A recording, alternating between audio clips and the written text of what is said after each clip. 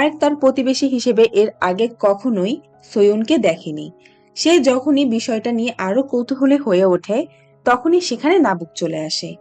নাবুক পার্কের best friend, কিন্তু নাবুক ছিল পার্কের ঠিক বিপরীত।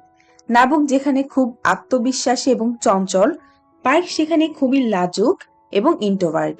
নাবুক এসেই পার্ককে খোঁচানো শুরু করে দেয়। নাবুক সব সময় পার্ককে কনফিডেন্ট হতে বলে, কিন্তু পার্কের কাছে এটা অসম্ভব বলে মনে হয়। আসলে পার্কের ইন্ট্রোভার্ট স্বভাবটা একদম ছোটবেলা থেকেই ছিল। তার মা তাকে সবসময় দায়িত্বশীল ও সতর্ক হতে শিখিয়েছিলেন। তাকে সবসময় মনে করিয়ে দেওয়া হতো যে একটি মানুষের জীবন খুব গুরুত্বপূর্ণ, আর তার কখনোই অপ্রয়োজনীয় কাজে ঝুঁকি নেওয়া উচিত নয়। একদিন পার্ক সুন্দর দৃশ্যের ছবি তোলার সময় ক্যামেরায় অ্যাক্সিডেন্টলি সোয়নের ছবি তুলে ফেলে।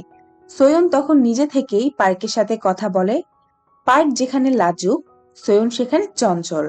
তারা হাঁটার সময় একটি অদ্ভুত বাসা দেখতে পায়। পার্ক সেখানে যেতে মোটেও কমফোর্টেবল ছিল না, কিন্তু সোয়ন কোনো কথা না বলে দরজা ঠেলে সোজা ভিতরে চলে যায়। বেচারা পার্ক তো ভয় পাচ্ছিল। সে বলে, আমাদের এভাবে পারমিশন ছাড়া কারো কোনো কিছু ধরা ঠিক হচ্ছে না।